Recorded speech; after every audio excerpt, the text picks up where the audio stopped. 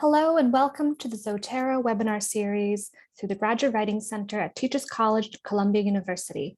My name is Catherine Chengstall, and I'm one of the consultants at the Graduate Writing Center.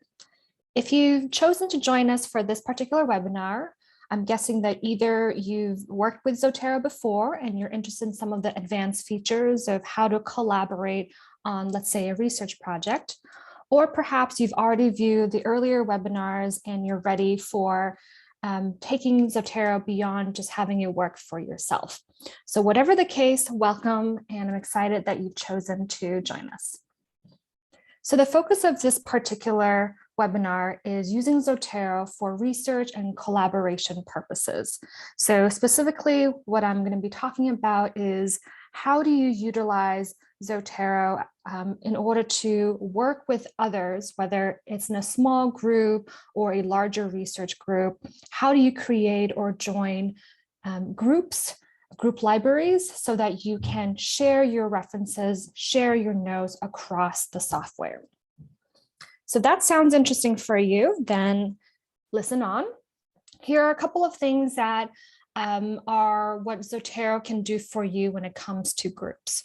The first thing is Zotero allows for the creation of unlimited group libraries.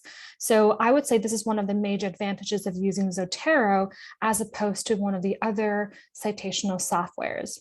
So unlimited basically means you can share your group library with as many people as you would like. You can choose to have your libraries be public or private.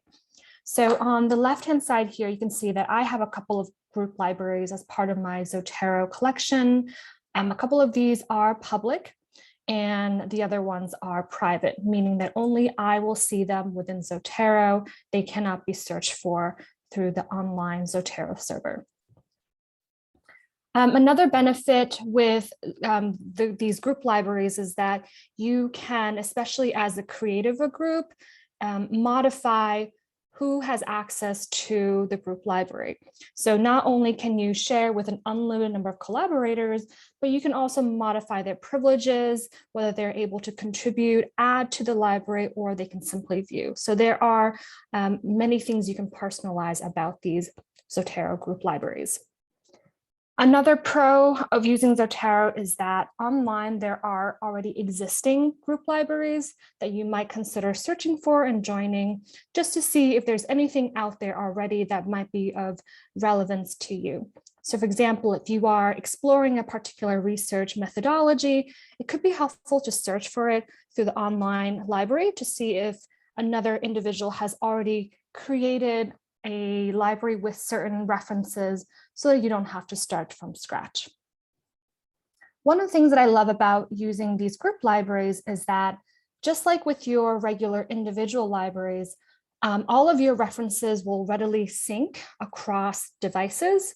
So as long as you are logged into Zotero, if you have Zotero on multiple devices, such as a work laptop and then a personal laptop, you're able to see those references across your devices, again, as long as you are logged in. So that goes for both personal libraries as well as these group libraries. In addition to synchronizing your references, any notes that you take will also be synchronized.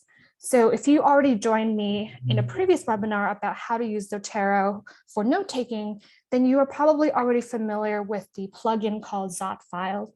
If that seems unfamiliar to you, I would encourage you to watch that webinar as well if you're interested in using Zotero for taking and sharing notes in the case of collaborating with others.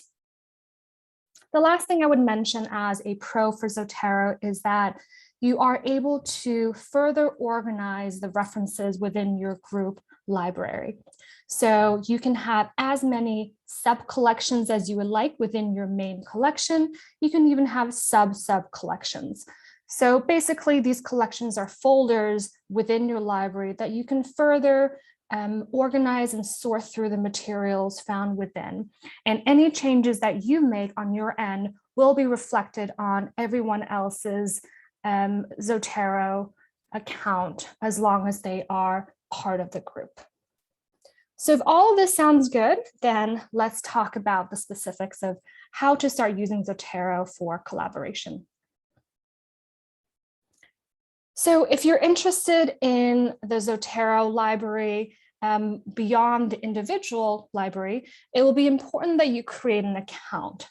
So this was one of the things I shared in one of the earlier webinars, but essentially you could just go to Zotero's website, and when you click on the login button, it will give you an option to create, or rather register for a free account. As soon as you do so and you log in with the same information on your desktop version, then everything will synchronize. So what you see here is actually a screenshot of my Zotero library online. So it mirrors essentially what I have on my desktop. It has the same collections and sub-collections. So I'm able to access my references all across, which is great. So if you're interested in using Zotero library, you have to go into the web version of Zotero in order to create groups. And to do so is very easy. So once you log in, you'll notice a couple of navigation functions across the top. If you click on the group button, which is the second one, it'll take you to a page that looks something like this. And there are a couple of things you can do. So I mentioned that you can create a group or you can join a group. So let's talk through how to create a group. The creating a group function basically pulls up a page that looks just like this. You can choose a name. You can always change the name later on, but more important are some of these features to pay attention to. So you have a couple of options for the settings of your group library. One of the first things to decide is whether you want your group library to be private, public, and that has to do with the visibility. So if your library is public, that means people can search for it and see it in the search results. If it's private, that means only you will have access to it. Or rather, only you will see it in addition to any collaborators that you add to your library. Beyond private or public, there's also this idea of open or closed membership.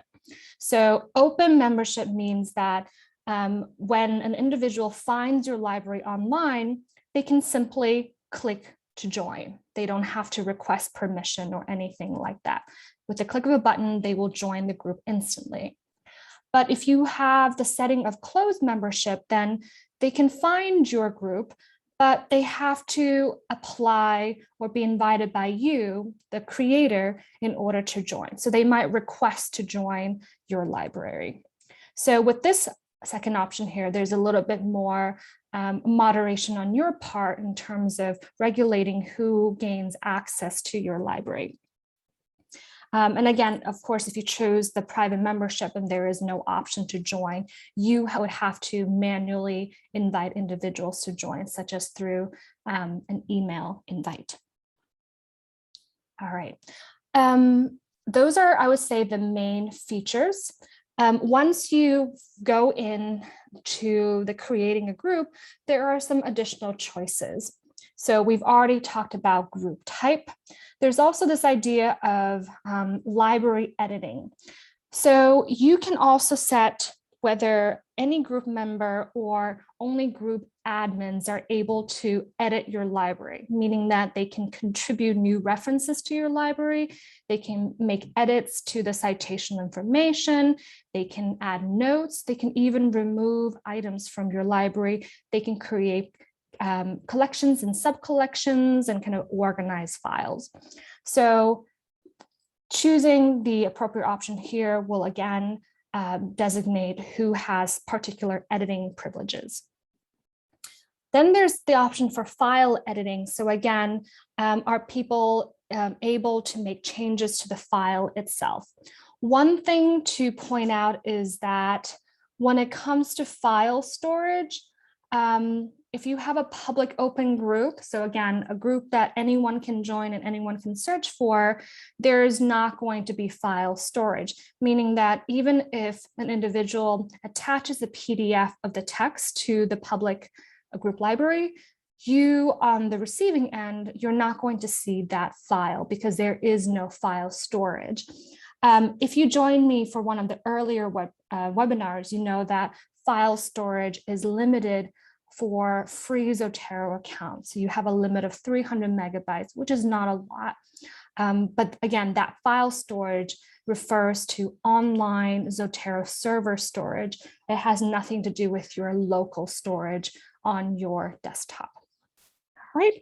So that was a mouthful, lots of details there, but hopefully this gives you kind of a a comfortable overview as to how to navigate the settings for these group libraries. All right, so then there's the option to actually join existing group libraries. And so I wanted to give the example of two public open membership libraries that I am part of. One is the MaskLab Multimodal Scholarship Group, and there's also the TC Methods and Ethnography Group. Right, so when you are interested in joining an existing group, then all you have to do is click on the search for groups option and then just type in a couple of keywords, and then you'll learn whether this is an open membership group or whether it's a closed membership group. All right, so at this point, I'm going to just give you a mini tour of my actual library, so that you have a sense of everything that I share with you, seeing it demonstrated live. So this is Zotero.org, which is the main site. I'm already logged in, so you can see my login there. If I click on groups, that will take me to a page that looks like this. You can watch this video and learn more about what groups can do for you. But essentially, I've shared what I think are the key ideas. So I can search for groups right there. All right, so let's say that I'm interested in ethnography.